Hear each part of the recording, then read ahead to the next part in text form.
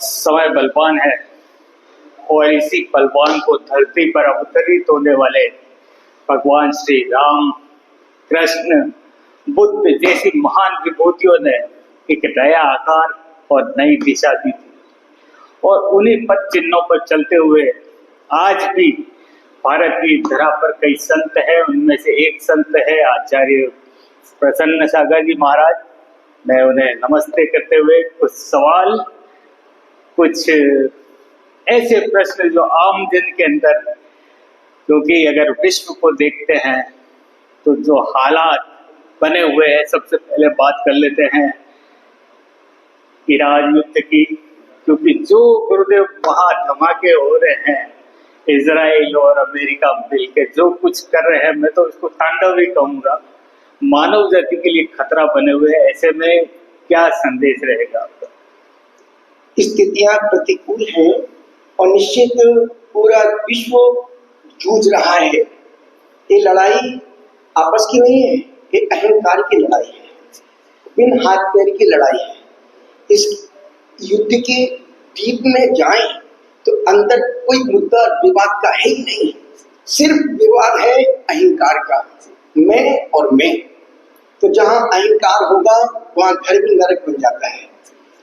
इस मामले में हमारे देश के यशस्वी प्रधानमंत्री बहुत सूझबूझ के साथ अपने एक ही कदम को आगे बढ़ा रहे हैं, क्योंकि ये समय हिंसा का नहीं है, ये समय लड़ाने का नहीं है, ये समय मिटने मिटाने का नहीं है, ये समय संभलने और संभालने का है, ये समय बनने और बनाने का है, ये समय मिलने और मिलाप करने का समय है। तो मुझे लगता है कि जिस समय व्यक्ति को संभालना चाहिए और मोदी जी पूरी कोशिश प्रयास कर रहे हैं कि ये युद्ध मेरे माध्यम से, कूटनीति के माध्यम से ये समझ जाए, क्योंकि सिर्फ वहां की लड़ाई में पूरे विश्व में हर जगह इसके साइड इफेक्ट आ रहे हैं।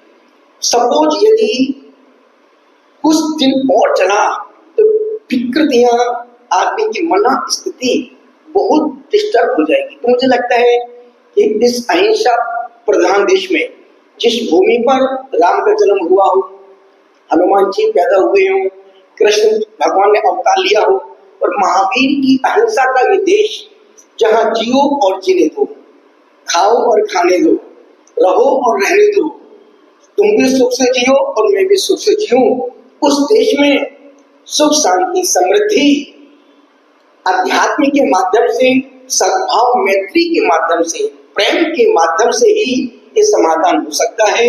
अहंकार का समाधान समर्पण से हो सकता है, अहंकार से नहीं हो सकता है। जी बिल्कुल, क्योंकि अहंकार रावण ने भी किया था और अंत में उसे चाहे कितनी सिद्धियां हो लेकिन अंत में जाना पड़ा। तो लेकिन गुरुदेव साथ में एक सवाल आता है, क्योंकि हम भारत की धरा पर हैं और यहाँ पर शास्त्रों में भी 3 गुण बताए गए हैं, सतोगुण, रजोगुण और तमोगुण।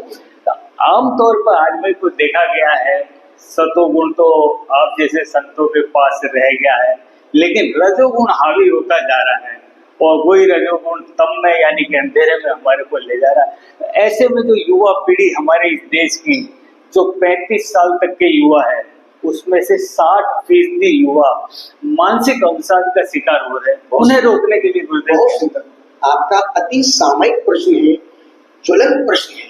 और मैं भी देखूं जितने बच्चे डिग्रियां लेते जा रहे हैं उतने डिप्रेशन में जा रहे हैं। जितनी मेहनत बच्चे कर रहे हैं, जैसे सपोज फॉर एग्जांपल, जो बच्चे IAS करना चाहते हैं, लाखों लाखों बच्चे एग्जाम देते हैं, 3% बच्चे निकल पाते हैं, और पूरे भारत देश में 5000 IAS से ज्यादा IAS नहीं है, और अधिक से अधिक 6000 IAS अफसर बन सकते हैं। बच्चे लाखों लाखों बच्चे एग्जाम देते हैं, उसमें से 2-5% निकलते हैं। बाकी बच्चे डिग्री लेके कोई नौकरी खोज रहा है, कोई जॉब के लिए परेशान हो रहा है, क्योंकि जिस प्रकार से आज की एजुकेशन हाई होती जा रही है, माता पिता बच्चों को किस प्रकार से पढ़ा के खड़ा करते हैं, फिर वो बच्चा सोचता है कि यार मैं कुछ नौकरी भी नहीं मिल रही है, पढ़ाई भी हो गई है, शादी भी नहीं हो रही, तो मैं क्या करूं। उस समय उन स्थितियों में बच्चे डिप्रेशन के शिकार बन जाते हैं। तो इस समय बच्चों को, यदि बच्चों को पढ़ाई कर, यदि जॉब नौकरी करना है, डिग्रियां लो, और व्यापार करना है तो उतनी पढ़ाई करो जिससे अपना व्यापार संभल सके। इन स्थितियों में बच्चों को 3 बातों का ध्यान रखना, थोड़ा सुनना सीखें, थोड़ा सहन करना सीखें और थोड़ा झुकना सीखें। क्योंकि आज के बच्चे बात बात पर घर छोड़ के भग जाते हैं, बात बात पर माता पिता को नेग्लेक्ट करते हैं। और मुझे लगता है कि 95 के बाद पहले भारत देश में बच्चे जन्म ले रहे थे, और आज की तारीख पर 95 के बाद अब घर में बच्चों के बाप पैदा हो रहे हैं। 3 साल का बच्चा भी पिता को आंख दिखाता है, पापा जी उस समय बोलना मेरे को, बेटी से दिमाग कुछ बोलती है, बेटी तुरंत मुंह फुला के घर के बाहर निकल जाती। तो मुझे लगता है कि बच्चे जितना अपने पेरेंट्स का अपमान कर रहे हैं, उतना अपमान आज तक कभी माता पिता का नहीं हुआ है। बच्चे धर्म को नजरअंदाज कर रहे हैं, धर्म से क्या होगा, कुछ नहीं होगा, जो मेरे भाग्य में होगा वही होगा। और बेटा भाग्य भी धर्म से ही बनता है, भाग्य ही नसीब भी पुण्य से बनता है। इसलिए मैं हमेशा बच्चों से बोलता हूँ, बेटा परमात्मा से, गुरुओं से कभी बुद्धि मत मांगना, भगवान से, गुरुओं से नसीब मांगना, भाग्य मांगना। क्यों? क्योंकि भाग्य और नसीब एक किस्मत वालों के पास होते हैं। अकबर के पास नसीब था, बीरबल के पास बुद्धि थी। बड़े बड़े बुद्धि वालों को हमने नसीब वालों के यहाँ पानी भरते देखा है ना। तो मुझे लगता है बच्चों के पास ऊर्जा है पर उनको दिशा नहीं मिल पा रही है, उनके पास जुनून है पर उनका भीतर का जोश खत्म हो गया है। जाए तो जाए कहाँ, कहते उनको कोई अच्छा गाइड करने वाला मिल जाए और वो बच्चे खुद थोड़ा समझ जाए तो बच्चे बहुत कुछ। और वैसे भी आज की तारीख में सबसे ज्यादा युवा इस भारत देश में है।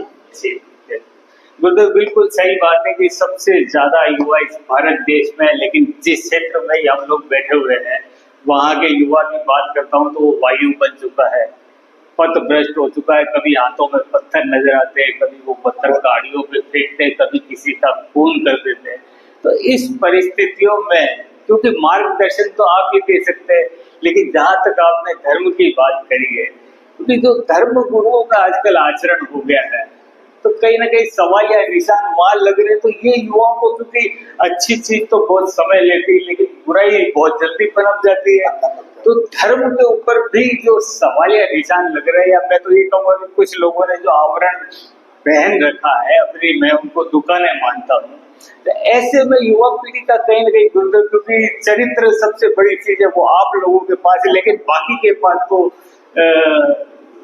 देखो आपने बहुत अच्छा प्रश्न पूछा। यदि कोई लड़का शादी में जा रहा है, दूल्हे पे घोड़े पर बैठे और घोड़ा कहीं उल्टा हो जाए पर दूल्हे को पटक दे, लोग शादी करना बंद नहीं कर देते। यदि कोई गाड़ी चला रहा हो, एक्सीडेंट हो जाए तो लोग गाड़ी चलाना बंद नहीं करते। जब हम सांसारिक कार्यों में कोई दुर्घटना घट जाती है तो हम उसको नहीं छोड़ते हैं। यदि साधु सन्यासी, यदि हजारों में यदि कोई एक दो साधु स्खलित हो जाए, पतित हो जाए, तो हमारे को टारगेट में क्यों आ जाते हैं?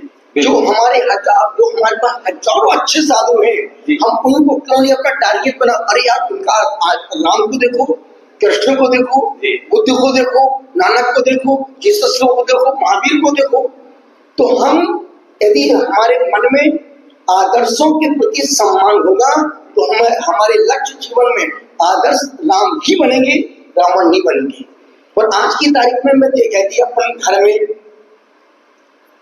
बच्चों से पूछो, बेटा तुम किसको पसंद करते हो? यदि हम एक टेबल पर राम की फोटो रखवा दें, कृष्ण की रखवा दें, बुद्ध की, नानक की, उसमें 4-5 हीरो की, अमिताभ बच्चन की, सलमान की और XY किसी की भी, उसमें 2-4-5 खिलाड़ी की, सचिन की, धोनी की 2-4 फोटो, और उसमें बच्चे के पिता की फोटो रखवाई। और बच्चे से बेटा इसमें से तू एक फोटो पसंद कर। बच्चा किसकी फोटो पसंद करेगा? बाप की फोटो तो पसंद नहीं करेगा, क्योंकि हर बाप चाहता कि मेरा बेटा राम बने, तो राम भी तो चाहता मेरा बेटा दशरथ बन के दिखे। दुनिया की हर सासू चाहती कि मेरी बहू सीता बने, पर बहू भी तो चाहती मेरी सासू कौशल्या बन के रहे।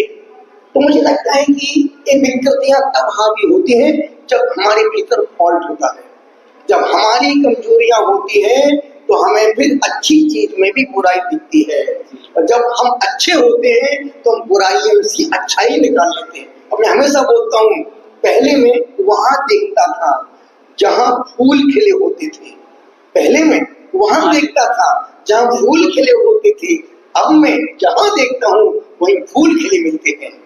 सृष्टि को नहीं, दृष्टि को बदलो, दृष्टि का परिवर्तन जीवन का मौलिक परिवर्तन हुआ करता है। तो दोस्तों, ये है नजर, समझ और पकड़ का खेल जो गुरुदेव ने हमें बताया है। तो दोस्तों, ये मुलाकात गुरुदेव का संदेश यानी कि सहनशीलता और जैसा कि आचरण सब कुछ खुला है, लेकिन उसके बावजूद हजारों लोग नतमस्तक होते हैं। कारण एक ही है, क्योंकि यह हमारी भूमि भगवान महावीर की, भगवान राम की और भगवान श्री कृष्ण की है। अंतर सिर्फ इतना है कि आपकी नजर में क्या है। एक पेड़ है, बहुत सारी शाखाएं, बहुत सारे पत्ते हैं, लेकिन गुरुदेव ने कहा है आपकी नजर उस बीज पर होनी चाहिए। अगर वो बीज अच्छा होगा तो आपके विचार अच्छे होंगे। बहुत बहुत आभार गुरुदेव। खूब सारी शुभकामनाएं।